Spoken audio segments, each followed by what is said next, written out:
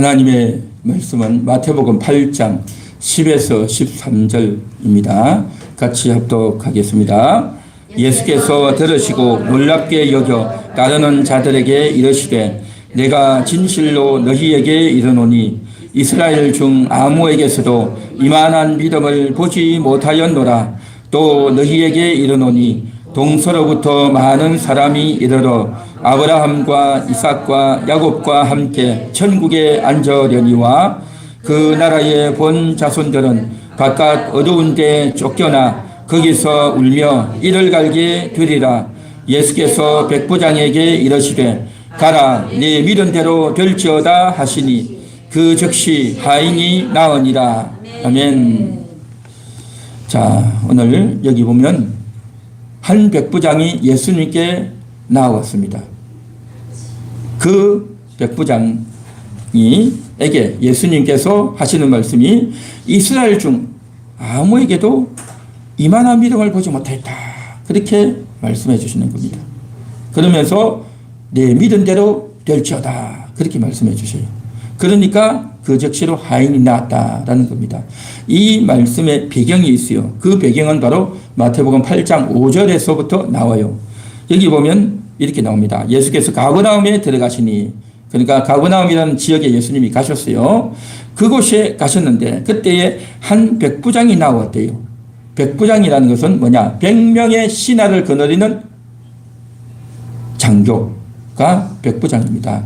그래서 이스라엘 나라, 유다 나라에 그때 당시 로마가 온 세계를 통치하고 있었죠. 그러니까 로마의 장교가 이스라엘에 와서 이스라엘 각 지역에 와서 이제 시위나 데모나 범죄 사건이나 이런 것들이 있으면 그것을 관할하는 역할을 이제 로마가 했단 말이죠. 그러니까 이스라엘은 그때 당시 식민 상태였고 로마가 모든 것을 통치하는 그런 시기였어요. 그래서 많은 로마의 장교들이 와서 이스라엘을 다스렸는데 그 중에 한 사람이 바로 백부장. 그래서 백부장이 있고 천부장이 있는데 천부장은 1000명의 신하를 거느리는 그러한 지휘관이고 백부장은 100명의 신하를 거느리는 요즘 우리 한국 군대로 말하면 한 중대장 정도 혹은 대대장 정도 되는 사람이 백부장이라는 겁니다. 그래서 이 사람은 로마 사람이에요. 이스라엘 사람이 아닙니다. 그런데 이 로마 사람인 백부장이 예수님께 나와서 간구했대요. 간절히 구했대요. 뭘 구했느냐? 6절에 보니까 주여 내 하인이 중풍병으로 집에 누워 몹시 괴로워하나이다. 그러니까 너무너무 힘들다는 거죠. 그래서 자기 하인이 이렇게 힘들고 괴로워하니 이제 괴로워합니다 라고 딱 이야기했어요. 그리고 또 무슨 말을 하려고 하는데 예수님이 먼저 이야기하십니다. 7절에 내가 가서 고쳐주리라. 딱 그렇게 말씀하시죠. 그렇게 예수님이 말씀하시니까 이 백부장이 뭐라고 말하냐면 주여 8절에 내 집에 들어오심을 나는 감당하지 못하겠사오니 다만 말씀으로만 하옵소서. 그러면 내 하인이 낫겠사옵나이다. 그렇게 말해요. 굳이 우리 집에 들어오실 필요가 없습니다. 우리 집은 누추하고 우리 집은 보잘것없습니다. 주님이 말씀으로만 하시옵소서. 그러면 내 하인이 낫겠습니다. 그렇게 말씀을 하는 거죠. 이야기를 해요. 그러면서 9절 이어서 이렇게 이야기합니다. 나도 남의 수하에 있는 사람이요. 그렇죠. 자기 위에 백부장 위에 천부장도 있고 더 높은 지휘관이 있단 말이죠. 그렇죠. 그리고 자기 아래에도 사람들이 있다는 거죠. 그러면 이제 뭐라고 말합니까? 내 아래에도 군사가 있으니 이대로 가라 하면 가고 저대로 오라 하면 오고 내 정도로 이것을 하라 하면 하나이다. 그렇죠. 그 군대가 원래 그렇지 않습니까? 지휘관 시키는 대로 상관이 시키는 대로 밑에 사람은 해야 되는 겁니다. 그래서 백부장이니까 전부장이 시키는 대로 더 높은 지휘의 장군이 시키면 자기는 해야 되는 거죠. 그리고 또한 이제 백부장으로서 자기 밑에 신하들에게 또 명령하면 그냥 그대로 하는 겁니다. 이거 바쁜데요. 나 이거 잘 못하는데요. 그런 거 있을 수 없어요. 군대는 그냥 하라면 해야 되는 거죠. 그냥 하라면 해야 되는 겁니다. 그 명령이 그대로 이루어져야 된다는 말이죠. 그렇게 되는데 예수님께서도 굳이 우리 집에 안 들어도 말씀만 해도 그 말씀으로 내 하인이 낫게 될 줄 믿습니다. 그런 의도로 이야기한 거죠. 그렇게 이야기하니까 지금 예수님이 10절에 말씀한 거죠. 이스라엘 중 아무에게서도 이만한 믿음을 보지 못하였도다 라고 말씀하시는 겁니다. 그 다음 넘겨주세요. 자, 이만한 믿음을 보지 못했다 했는데 한번 같이 읽어볼까요? 시작. 이만한 믿음이란 무엇일까요? 이만한 믿음. 이스라엘 중 아무에게서도 이만한 믿음을 보지 못했다. 이만한 믿음이 뭘까요? 그러니까 이스라엘 사람들도 믿는 사람들이 있었지 않겠습니까? 물론 안 믿는 사람도 있고 믿는 사람도 있었겠죠. 특히 아브라함이나 이삭이나 야곱이나 이런 사람들 다 믿었단 말이죠. 그죠? 그리고 사무엘 같은 사람, 다윗 같은 사람, 다니엘 같은 사람 다 하나님을 믿었단 말이죠. 그런데 이들의 믿음은 어떤 믿음이냐? 바로 예수님이 오실 것이다. 메시아가 오실 것이다 하는 오실 것을 믿는 믿음이 있단 말이죠. 그런데 이 백부장은 뭡니까? 이만한 믿음을 보지 못했다 하니까 정말 놀라운 믿음이겠죠. 이 백부장의 믿음은 뭡니까? 적극적으로 무릎 꿇는 겁니다. 주님이 말씀만 하면 됩니다. 라고 하는 적극적으로 순종하고 복종하겠다고 하는 그러한 믿음이라는 거죠. 그래서 이스라엘 백성들은 메시아가 오실 것입니다. 구세주가 오실 것입니다 하는 오실 것에 대한 기대하는 언약을 붙드는, 그래서 언약을 붙들고 미래를 바라보는 그러한 믿음 생활이었다고 한다면 이 백부장은 뭐냐? 예수님이 지금 다스리고 있습니다. 지금 권세를 가지고 다스리고 있습니다. 지금 권세를 가진 주권자입니다. 라는 것을 지금 인정하고 고백하고 있다는 거죠. 자, 그래서 이만한 믿음을 보지 못했다고 하니까 이스라엘 사람들은 아무도 믿음을 갖고 있지 않았다. 저들은 믿음도 없었다. 그렇게 우리가 생각할 수도 있는데 그런 것이 아닙니다. 예수님의 제자들도 원래는 세례요한의 제자였잖아요. 그래서 세례요한이 예수님이 세례받으러 왔을 때 보라 세상죄를 지고 가는 하나님의 어린 양이로다 하고 이야기했잖아요. 그러니까 세례요한의 제자였던 안드레, 베드로 또 이런 사람들이 다 들었단 말이죠. 아, 이분이 메시아구나 알았단 말이죠.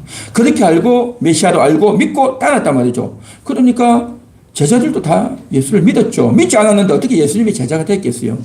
그렇게 제자가 되었는데도 불구하고 예수님은 이스라엘 중에 이만한 믿음을 본 적이 없다는 거죠. 그러면 백부장의 믿음은 과연 뭐냐는 거죠. 그래서 제자들이 믿었던 그 믿음과 백부장이 믿는 이 믿음은 약간 결이 다르다는 겁니다. 어떻게 다를까요?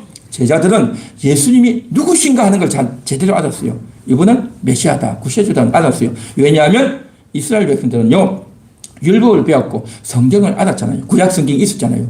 그걸 통해서 예수님이 메시아라는 걸 알았단 말이죠. 그러나 이 백부장은 그런 건 몰라요. 그런 건 모르지만 예수님이 누구신가가 아니라 예수님이 말씀하시면 된다. 그걸 믿었던 거죠. 예수님은 말씀하시면 그대로 된다. 그걸 믿었다는 거죠.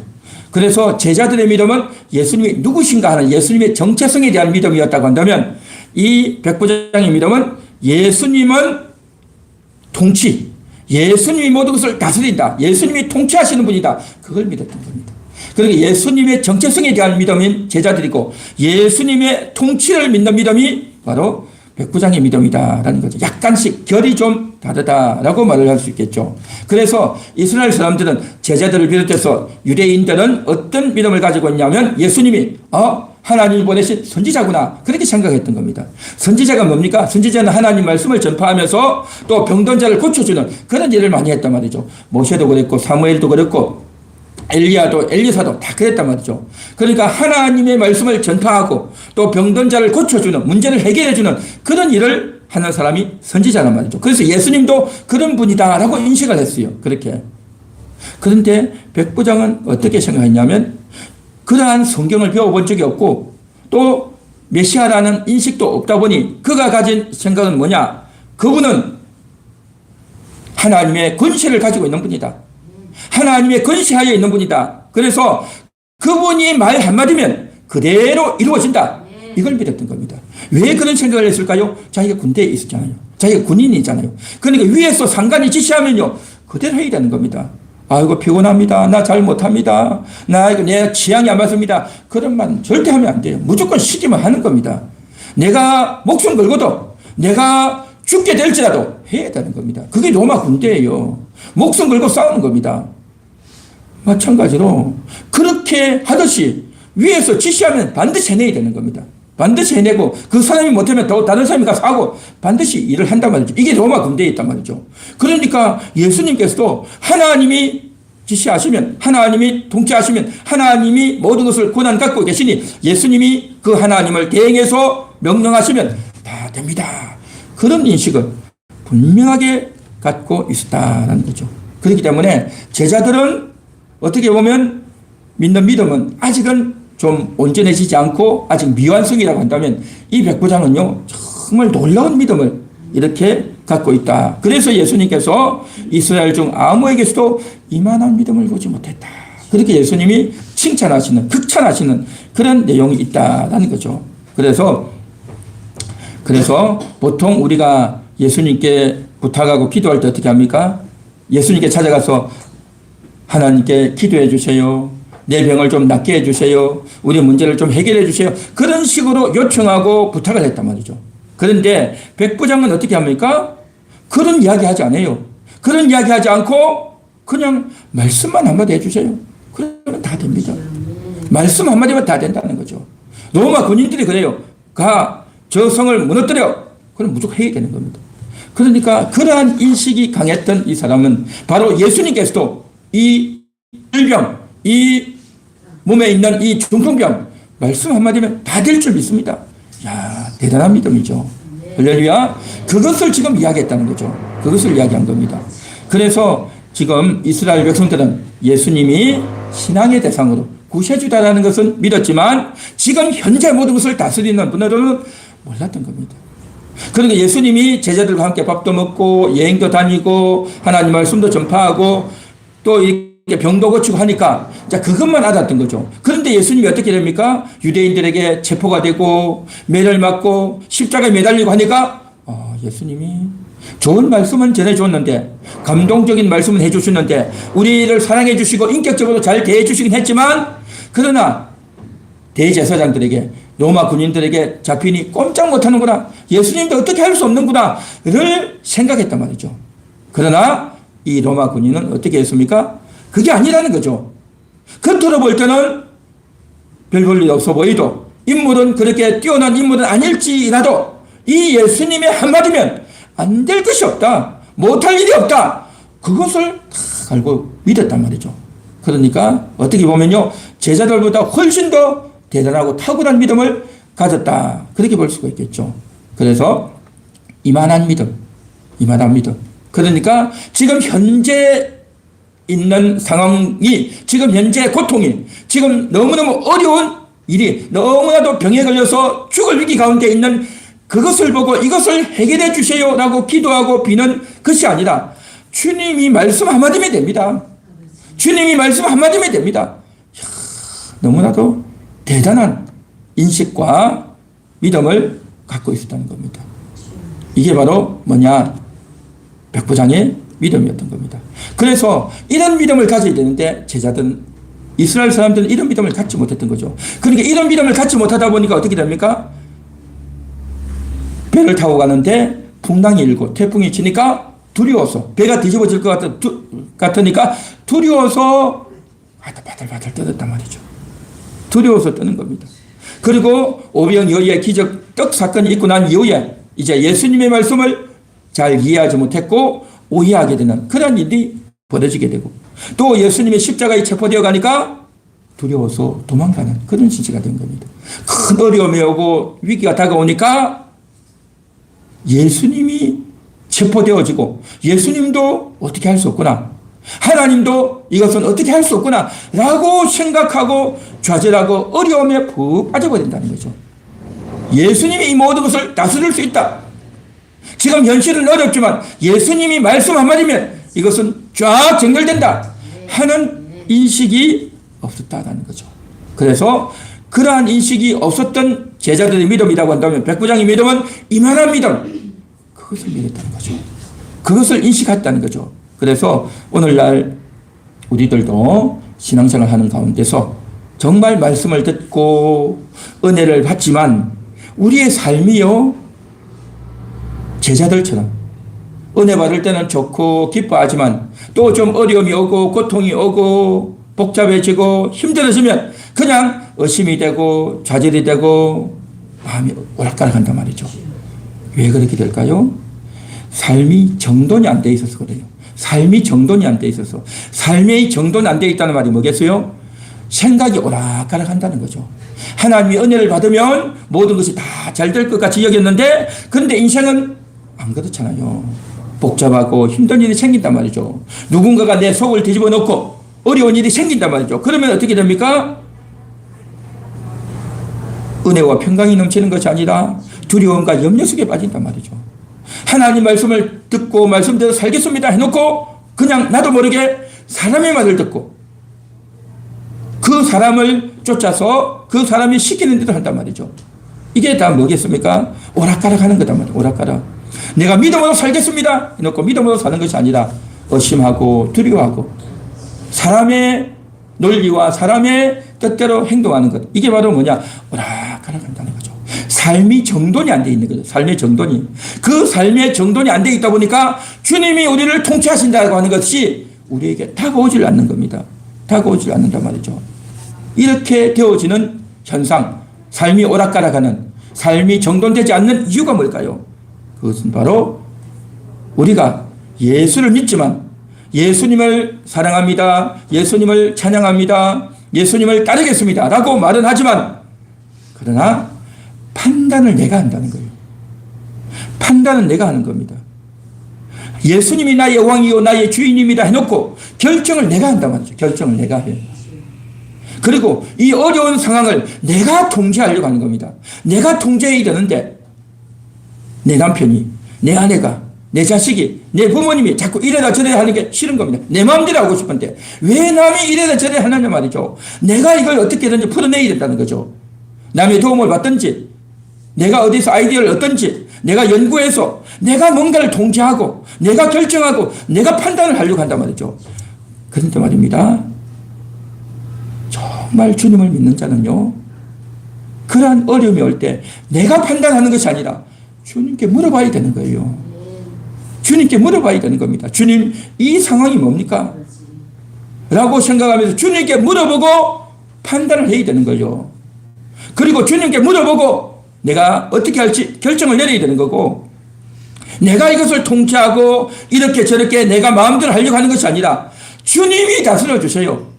주님이 통제해 주세요. 주님이 통치해 주세요. 라고 하는 그러한 마음의 태도들을 주님께 드려야 되는 겁니다. 우리는 어려운 일이 다가올 때 판단을 내가 하고 결정도 내가 하고 내가 모든 것을 통제하고 다스리려고 하는 이것이 바로 뭐냐? 주님이 나의 주인이 아니고 내가 주인 되어 있다는 겁니다. 내가 주인 되어 있는 것. 그래서 내가 주인이 되어 있다 보니까 어떻게 됩니까? 교회 와서 말씀은 듣고 은혜는 받고 은혜 받을 때는 모든 것이 다 잘 될 것 같았는데 그러나 인생 삶에 있어서 전혀 그렇게 되었지 못하는 것은 바로 내 마음이 완전히 오락가락 삶의 정돈이 안 되어 있다는 겁니다. 지금 저는 이 시간 여러분들을 비난하고 책망하기 위해서 이 이야기하는 게 아닙니다. 이것은 우리 모두의 거의 대부분의 인생들의 모습인 겁니다. 이 모습을 우리가 이야기하면서 아, 내가 지금 이렇게 살았구나. 나의 현실이 이렇구나라는 것을 우리가 인식하고 인정해야 된다는 겁니다. 할렐루야. 그것을 인식하고 인정하며 내 모습이 이러니 이제 내가 어떻게 해야 되겠는가?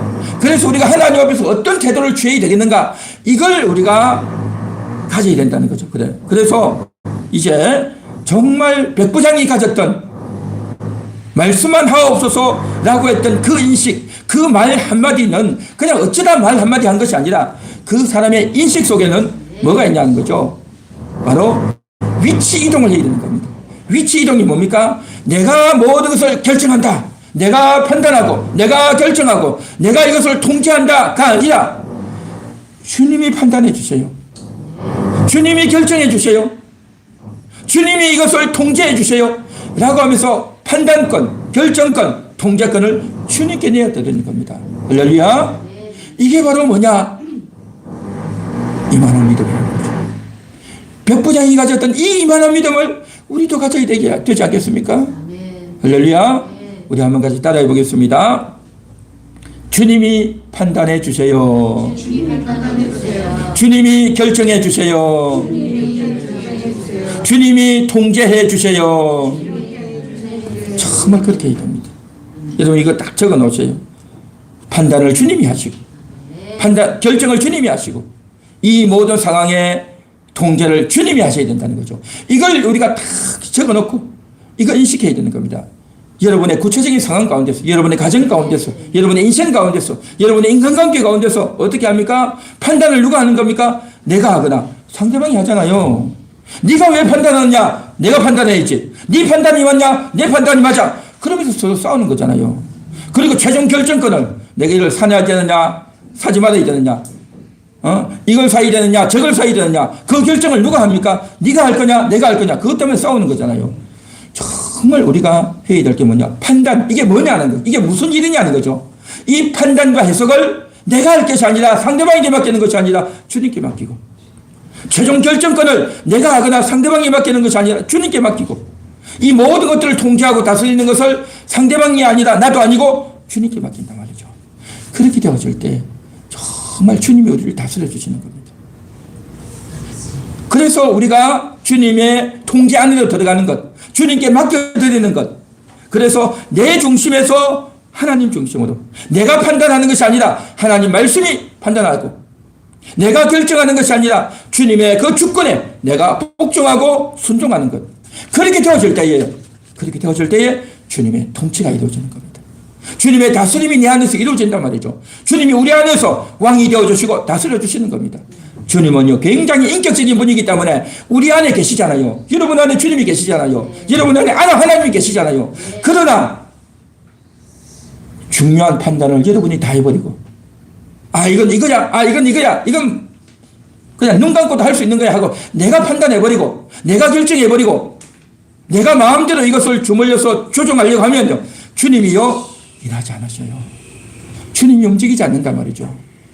그래서 내 안에 계신 주님이 판단해 주세요. 내가 해석하고 판단하지 않겠습니다. 주님이 판단해 주세요. 주님이 결정해 주세요. 주님이 이것을 통제하고 다스려 주세요. 정말 그렇게 소망하시고 그렇게 주님께 키를 맡겨드리시기를 간절히 축원합니다. 축원합니다. 정말 그래야 되는 겁니다. 그래서 오늘 이 예배 시간에도 우리가 은혜 받기 위해서 왔다가 아니라 하나님이 우리를 불러주셨습니다. 내가 하나님 앞에 소환되어서 왔습니다. 그런 인식을 해야 되는 겁니다. 소환이 뭐겠습니까? 법정에 가면 어떻습니까? 소환되는 겁니다. 부르면 가야 돼요. 안 가면 어떻게 됩니까? 벌금 물고 감옥에 갇히는 거죠. 소환당하는 겁니다. 가야 된단 말이죠. 마치 직원이 일을 할 때 사장 앞에 간단 말이죠. 그냥 일반 친구들이 아니에요. 사장 앞에 가면 어떻게 됩니까? 틀림없이 잘못하면 지적할 거고, 정신을 바짝 차리고, 그렇죠. 무슨 말 하는지 잘 들어야 되고, 그렇게 해야 되지 않겠냐 말이죠. 마찬가지로 그 사람 앞에, 나보다 상관 앞에, 사장 앞에 가면 신경 쓰이고 고민되죠. 마찬가지로 우리가 주님 앞에 왔단 말이죠. 모든 것을 통제하는, 모든 것을 다스릴 수 있는 권한이 있는 분이 하나님이단 말이죠. 그 하나님 앞에 내가 왔습니다. 이런 식으로 해야 되는 겁니다. 나보다 높은 어른들, 또 상관들 앞에 가면 어떤 지적을 할까? 또 내가 실수해서는 안 되는데 라는 생각을 하고 긴장을 하지 않느냐 말이죠. 마찬가지로 우리가 하나님 앞에 갔을 때 정말 하나님을 제대로 만나고 하나님 말씀을 제대로 듣게 되면요, 어떻게 되느냐? 내가 부끄러워지는 겁니다. 하나님 앞에 제대로 섰는데 당당하게 선다, 그렇게 말할 사람은 아무도 없습니다. 하나님 앞에 딱 서면요, 나의 부끄러움이, 나의 죄가, 나의 허물이 다 드러나게 되어 있어요. 그래서 내가 죄인이라는 것이 인식이 되어지는 겁니다. 그런데 하나님을 하나님으로 여기지 않으면, 하나님의 위대하심을 모르면 어떻게 되어지느냐? 하나님 앞에 와서 장난하고 견눈질하고 딴 생각하고 오늘 나중에 집에 가서 뭐 할까 생각하고 하나님을 생각하지 않으면, 그냥 하나님이 보이지 않으니 엉뚱한 생각과 정말 자기가 죄인됨을 알지도 못하고 그러고 있단 말이죠.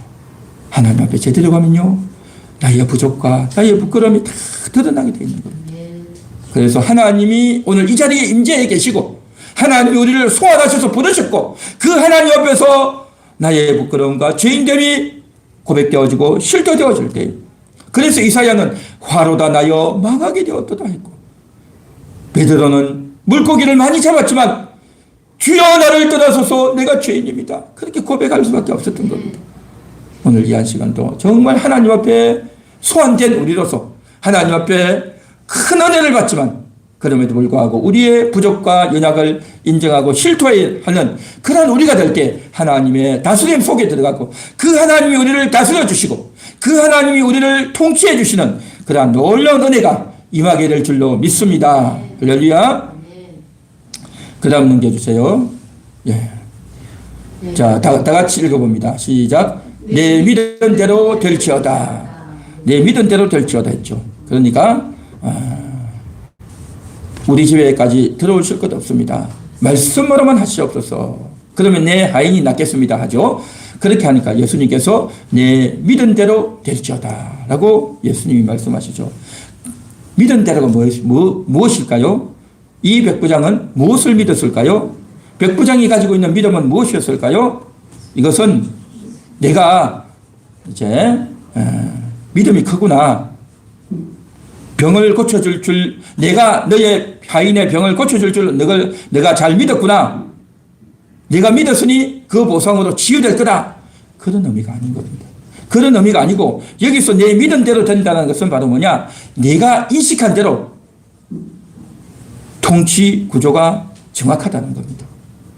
통치 구조가 정확하다. 이 말이 뭘까요?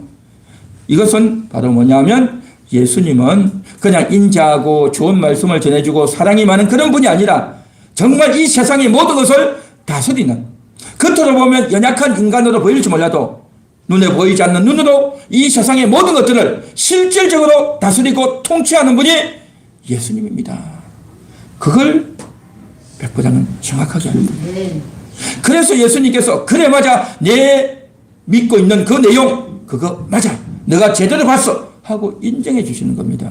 그래서 예수님께 와서 이런 인정을 받은 사람이 거의 없어요. 거의 없는데 이 로마 백부장이 그 인정을 받았다는 거죠. 그래서 예수님은 그냥 단순히 병 고쳐주는 분, 우리를 사랑해주는 분, 위대한 선지자 정도로 하는 것이 아니라 말 한마디면 질서를 바꿔버리는, 복잡하고 어렵고 병들어 있고 문제 있는 그런 것들을 예수님이 말씀 한마디면 그대로 진행된다는 거죠. 이것을 지금 그는 알았던 겁니다. 그래서 예수님께서도 그것을 인정했던 겁니다. 로마 군인들도요, 옛날에 전쟁하러 나갈 때 어떻게 하는 줄 아십니까? 대단해요. 대단해요. 그래서 유대인들이 반란을 일으키죠. 나중에 반란을 일으킬 때 그 높은 데서 반란을 일으키니까 그들을 이기려고 어떻게 합니까? 밑에서 요즘처럼 총이 있는 것도 아니고 포가 있는 것도 아니고 올라가야 되는데 올라갈 수가 없는 겁니다. 아무리 말을 달려도 올라갈 수가 없어요. 어떻게 했는지 아십니까? 그 앞에다가, 그 성 앞에다가 성을 또 쌓았어요. 토성을 쌓으니까 어떻게 됩니까? 점점 올라가는 거죠. 토성을 쌓는데 몇 달이 걸려요. 몇 달이 걸려가 토성을 쌓고 그 토성에서 이 토성에서 저 토성까지 다리를 딱 놓아가지고 가는 거죠. 그러면서 기어이 함락을 시켜요. 대단해요. 로마 군인들은 명령하면 다 하는 겁니다. 시키면 다 한단 말이죠.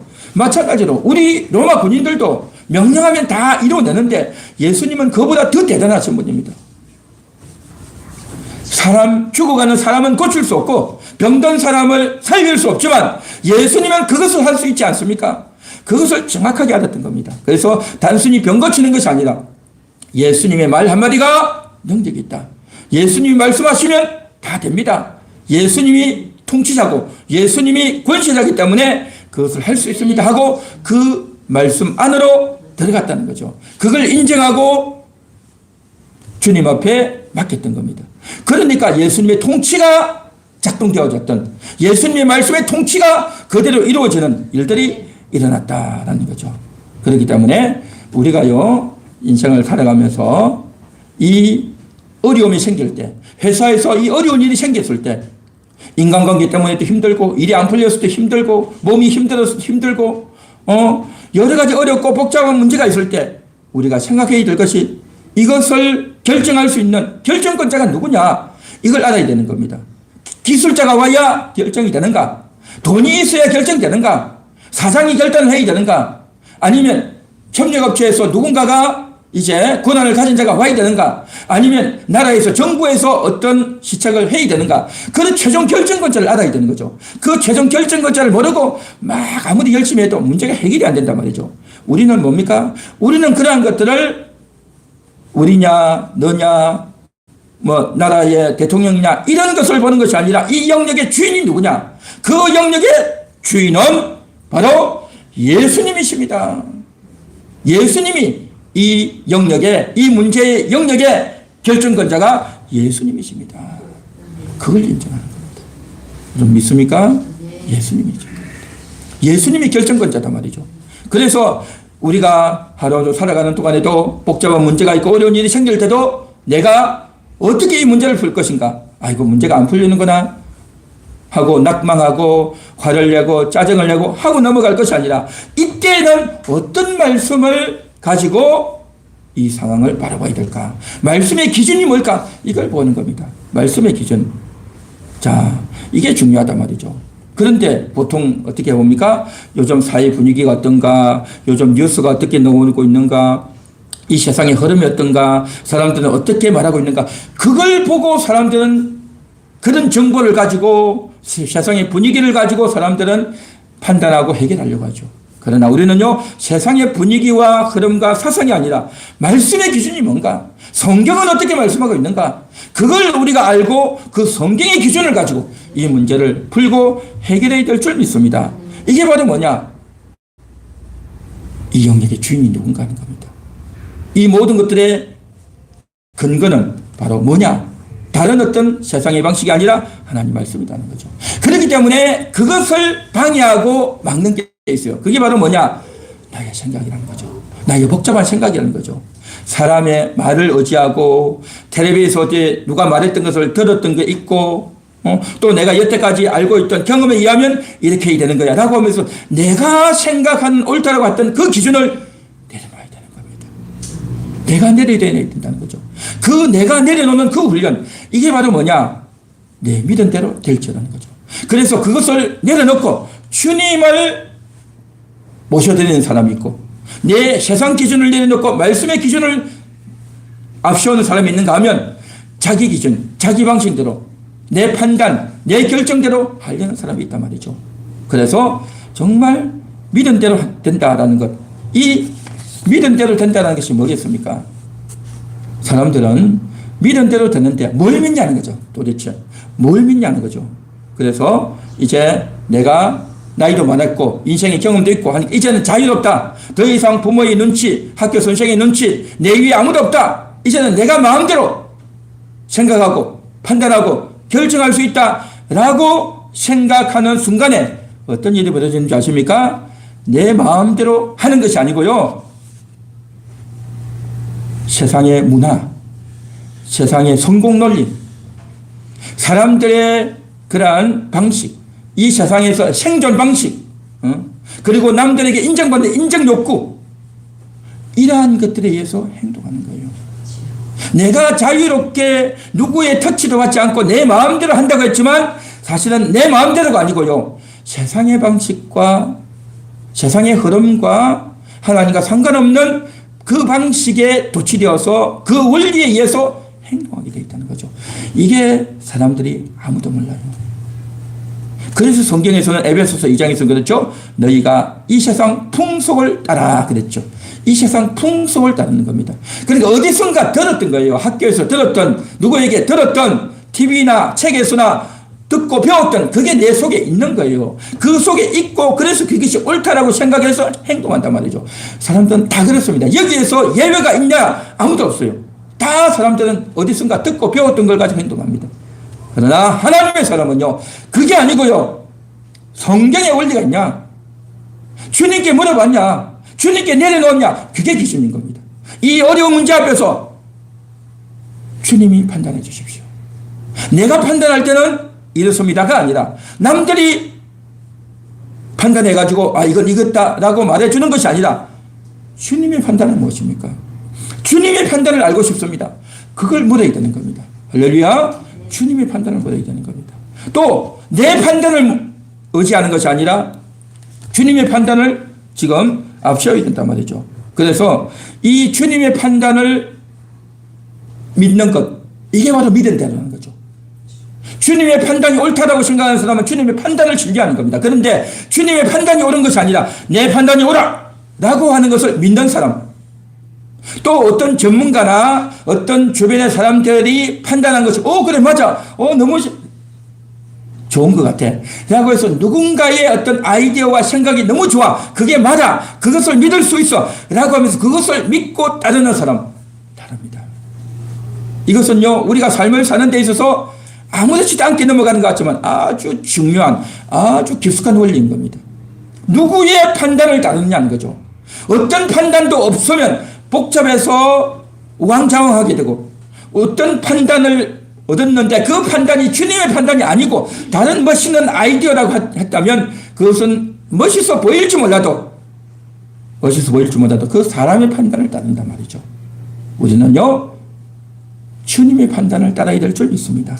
이게 바로 믿음되는 겁니다. 뭘 믿냐면요 그 판단을 믿느냐 그 결정을 믿느냐 그의 통치 능력 그의 해결 능력을 믿느냐 주님의 능력을 믿을 것인가 이게 중요하다는 겁니다. 사람은요 믿음대로 합니다. 믿음대로 하는 거예요. 자기가 옳다 이게 맞구나 이게 이대로 하면 되겠구나 라고 인식해서 그걸 믿음대로 사람은 따라가게 돼 있어요. 그런데 그 믿음대로가 뭐냐 말이죠. 그 성경의 말씀을 믿고 그 결정적인 그 순간에 이 말씀을 적용해야 되겠구나 이 말씀이 옳아 성경 말씀이 맞는 거야 라고 생각해서 그것을 적용해서 그 말씀을 믿고 주님을 믿고 나아가는 사람과 사람의 말과 사람의 판단이 옳다라고 해서 믿고 나가는 사람은요 전혀 다르다는 겁니다. 겉으로 볼 때는요 아주 멋있어 보이고 일이 잘 풀릴 것 같죠. 그러나 전혀 그렇지 않다라는 겁니다. 그래서 예수님이 내 믿음대로 될지어다 하는 이것이요 정말 중요하다는 거죠.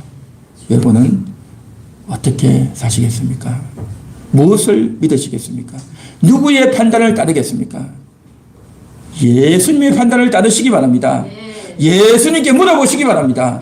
결정적인 순간 예수님께 물어보고 결정적인 순간 하나님의 말씀을 찾아서 그 말씀에 입각해서 판단하고 결정하고 정말 문제를 풀어나갈 수 있기를 주님의 이름으로 축원합니다. 너무 중요한 문제단 말이죠. 그 다음 넘겨주세요. 다 같이 읽겠습니다. 내 믿음대로 될지어다 올바른 적용을 위하여. 자, 믿음대로 된다고 했어요. 그런데 믿는 게 없는 사람이 있어요. 아무것도 믿은 게 없어. 그러면 어떻게 됩니까? 이해 안 풀려요. 복잡해져요. 좌충우돌하는 겁니다. 낭망하고 좌절하게 되는 거. 믿을 게 없어. 의지할 게 없어요. 그렇게 되죠. 그런데 어떤 사람은 또 뭘 믿습니까? 사람의 말을 믿고 책에서 배운 것, 학교에서 배운 것, 누가 말해준 것 그걸 믿고 나간단 말이죠. 이것은 뭐냐? 그가 잘못 믿고 있는 거죠. 그가 나아가는 방향이 지금 잘못되고 있는 거예요. 그런데 자기는 그것이 잘 되고 있다. 잘 될 거다. 라고 생각하고 착각하고 있다라는 거죠. 그래서 정말 그 중요한 순간에 우리가 어떤 선택을 하느냐가 참 중요하단 말이죠. 그래서 대부분의 경우 그 중요한 경우에 평상시에는 주님이 우리의 왕이십니다. 하나님이 우리를 다스리십니다. 해놓고 결정적인 순간이 되면요. 돈이 결정권자가 됩니다. 뭐니 해도 돈이 있으면 다 돼. 돈이 있으면 다 풀려. 그래서 돈으로 해결하려고 합니다.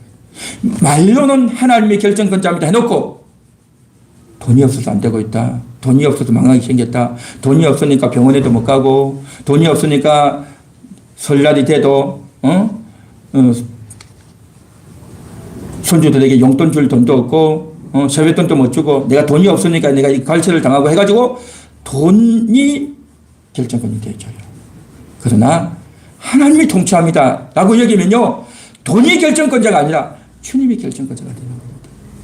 주님이 나를 다스려 주시고 주님이 내 마음을 다스려 주시고 주님이 우리 가족을 다스려 주시고 주님이 나와 관계된 사람을 다스려 주신다는 거죠. 나는 그 사람을 다스릴 수 없어요. 내가 어떻게 하겠습니까? 남편이 아내를 함부로 할 수 있습니까?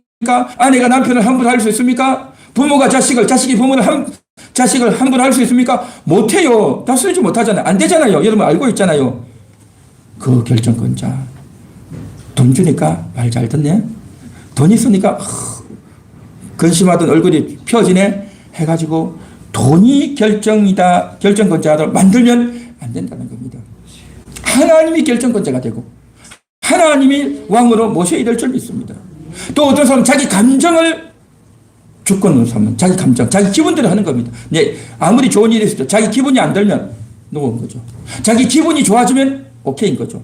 자기 감정이 주권이 된다는 거죠. 그래서 되겠냐는 거죠. 내 감정이 주권이 아니고 주님이 주권자가 되어야 할 줄은 있습니다. 또 어떤 사람은 불안하니까, 자기가 걱정스러우니까 불안하고 걱정스러운 쪽으로 방향을 설정하는 겁니다. 왠지 이거 안 될 것 같아, 어려울 것 같아 해가지고 불안하고 걱정스러운 방향으로 자꾸 나아가는 겁니다. 그래서 고민하고 염려하고 전화하고 막 하지만 어떻게 됩니까? 주님을 의지함 없이 불안에 빠져 있게 되면 이게 뭐냐, 잘못된 구조 속으로 흘러 들어간다는 거죠. 불안 속으로 들어가고 돈으로 들어가고 자기 감정에 빠지고 그렇게 살았어야 되겠는가 하는 겁니다. 주님이 다스려 주시옵소서. 주님이 통치하여 주시옵소서. 그것을 우리가 소망하고 기대하고 주님 앞에 나아가야 되는 겁니다. 어떻게 해야 됩니까? 말씀을 읽고 찬양하고 그렇게 해도 안 되면 목사님에게, 사모님에게 찾아와서 또 물어도 보고 그러면서 이 상황을 해결하기 위해서 주님이 다스려 주시는 그런 일이 있기를 여러분 간절히 소망해 이를 줄 믿습니다. 그래서 내 믿은 대로 될지어다 라고 할 때 우리가 뭘 믿을 거냐 말이죠. 아무것도 믿은 게 없으면 미련하고 어리석게 행동하고, 믿는다고 믿었는데 엉뚱한 걸 믿으면 그것이 바로 뭐냐, 주님과 상관없는 길을 걸어가게 되고, 바르게 믿어야 된단 말이죠. 바른 믿음, 주님이 다스리십니다. 이 모든 일의 주권자는 주님이십니다. 어떤 사람이 아니라, 돈이 아니라, 내 감정이 아니라 주님이십니다 라고 우리가 인식해야 될 줄 믿습니다. 그래서 우리 인생은요, 믿는 대로 됩니다. 뭘 믿느냐가 중요하죠. 말씀을 믿고 하나님을 믿어서 정말 그 믿음의 아름다운 열매가, 아름다운 결실이 맺혀질 수 있기를 주님의 이름으로 축원합니다. 할렐루야.